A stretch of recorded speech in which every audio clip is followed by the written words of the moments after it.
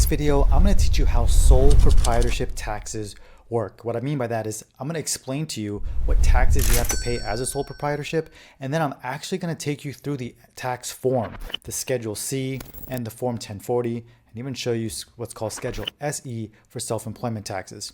Now, if I've already lost you, don't worry. I'm going to actually walk you through all of this. And in fact, this video is part of a larger series of videos where I'm covering how taxes work for sole proprietorships, S corporations, partnerships, C corporation, LLCs. So if you can't find your answer in this video, check out the entire series because your question will be answered, okay? So let's jump right into the video and actually go over the taxes you pay as a sole proprietorship and how that kind of works on the Form 1040.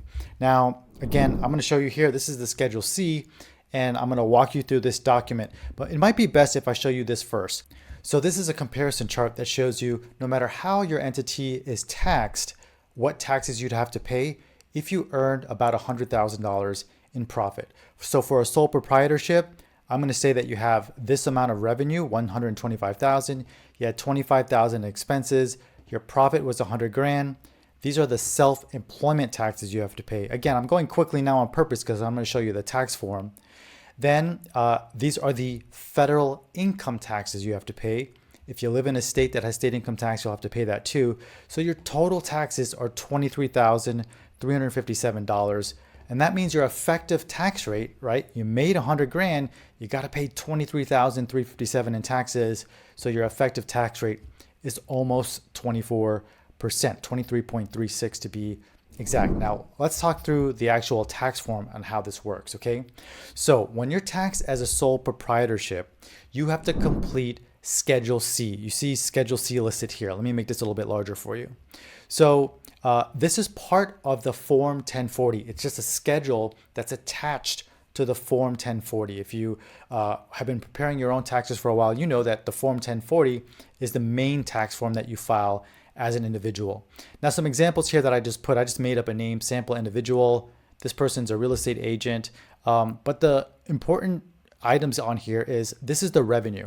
So in the case of a real estate agent, they made $125,000 in commissions. That's the amount they received from their broker throughout the year. And I wanted to simplify this. So in this example, I'm just saying that you have $25,000 in expenses, okay? So you brought in $125,000, but in order to generate that $125,000 in revenue, you had some legit expenses, in particular advertising, right? You ran social media ads, you printed signs, you did mailers, all this stuff in order to generate these commissions. In reality, you'd have a lot more different types of expenses here, but in this simplified example, I'm saying you got $25,000 in expenses, and so your profit is $100,000, okay? $100,000 in profit. That's what's showing on Schedule C. Now, Schedule C is for sole proprietorships. What does that mean? That means you either just went out and started doing business without forming any type of entity. That means you're taxed as a sole proprietorship.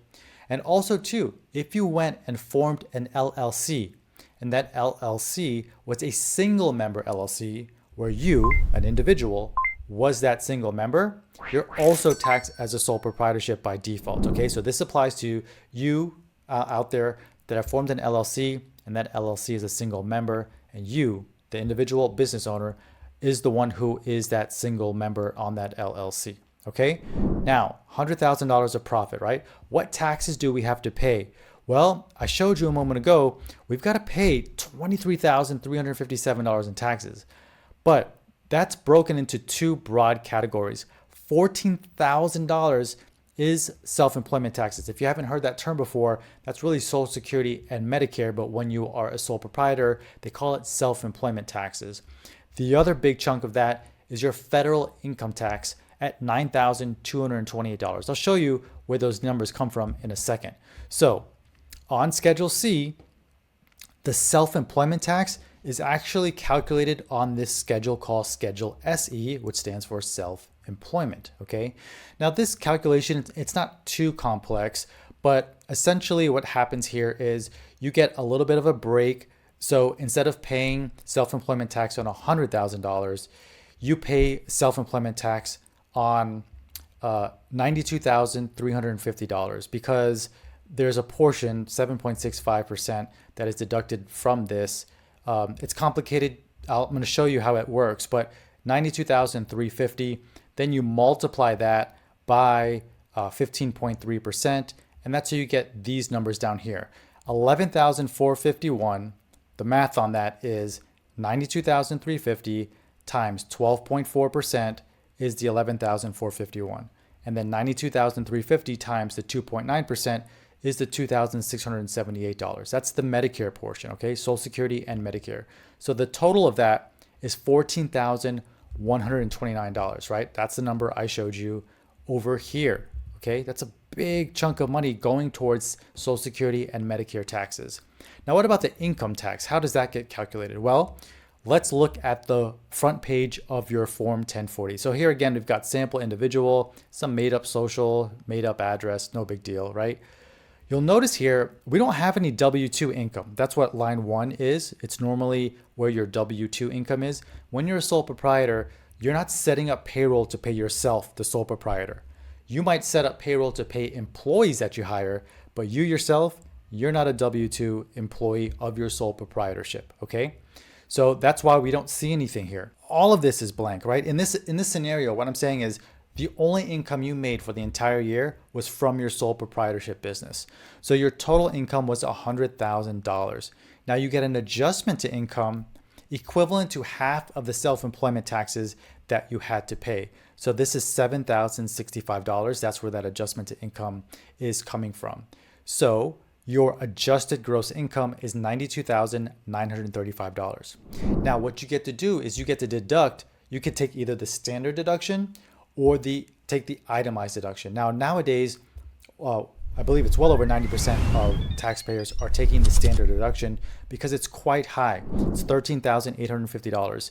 In order to itemize your deductions, you would have to have itemized deductions greater than this amount. So that would be your mortgage interest, real estate property taxes, charitable contributions, out-of-pocket medical expenses. All of those items, there's some nuances behind that, but all of those items need to add up greater than this number in order for you to take the itemized deduction. You also get the qualified business income deduction. Now the math on this can get quite complex. As a general rule of thumb, it's typically 20% of your business income. But in this example, you can see that it's not 20%, right? It's not 20% of the 100,000 and it's not 20% of the 92,935. It's because there's some limitations on this based on your income. So if you make too little income, you get a lesser qualified business income deduction. And if you make too much income, it starts to phase out and it gets reduced as well. So the qualified business income deduction is $15,817. So your total deductions is $29,667. So if you're following the math here, we've got $100,000 minus the adjustment to income for the half of the self-employment tax you paid, minus the standard deduction, minus the qualified business income deduction. So your taxable income is $63,268. And so what tax do you have to pay if your taxable income is $63,268? Well, that number is $9,228. Well, now where's that number coming from? Well, that's the 2023 single. Let me show you this on NerdWallet's website, okay?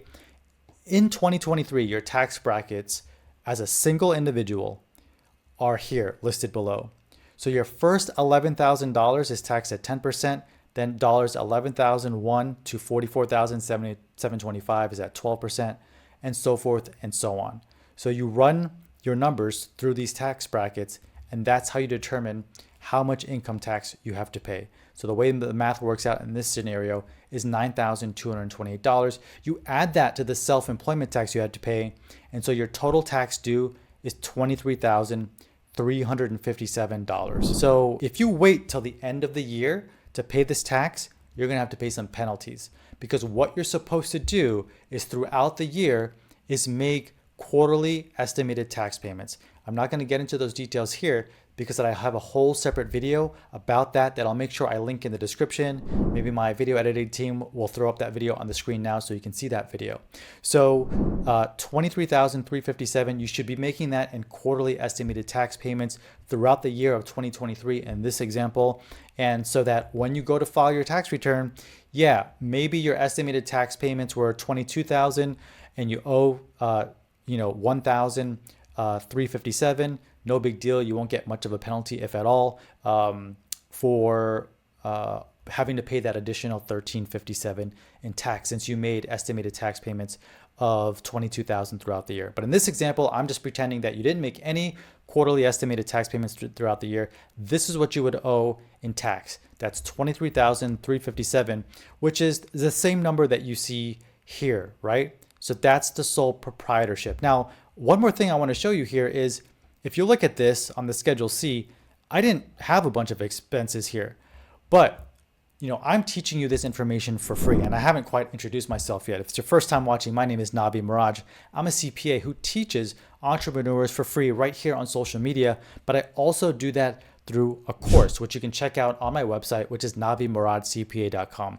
In my course, I show you how to reduce this number a lot further, so you're not paying $23,000 in taxes when you only made 100, right? You only made 100 grand, and the government wants to take 23,000 plus away from you. So we teach you how to get a deduction for your home office, cell phone, internet, hire your minor children. Not only can you hire your minor children in your business and pay them and get a tax break for it, they don't have to pay income tax on it because they're earning less than the standard deduction. And then you can even now open up a 401k, a Roth IRA for that minor child, since they now have earned income that you paid them through your business, right? There's many other tax deductions. You can learn that in the course, where I take you from being sort of a novice sole proprietor and turn you into a tax savvy sole proprietor. And maybe you might determine after watching that course and going through all the videos I've got there that you might want to be taxed as one of these other tax classifications